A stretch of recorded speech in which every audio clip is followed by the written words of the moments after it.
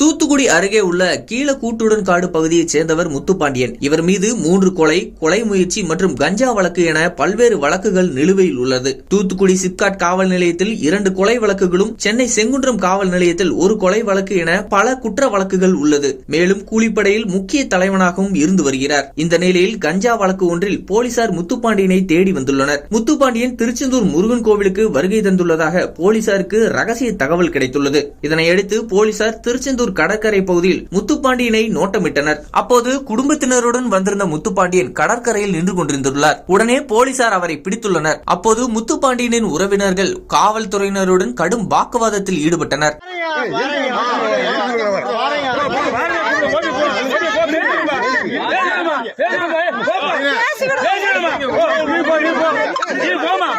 போலீசார் ஒருபுறம் முத்துப்பாண்டியனை பிடித்து இழுக்க, மற்றொரு புறம் முத்துப்பாண்டியனின் உறவினர்கள் அவரை விடாமல் பிடித்து இழுக்க என்று கடற்கரை முழுவதும் பரபரப்பு ஏற்பட்டது.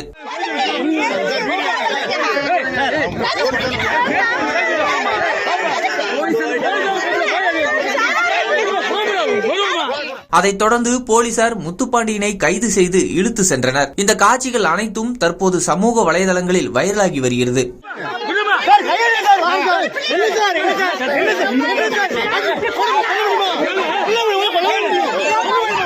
கைவிடுங்க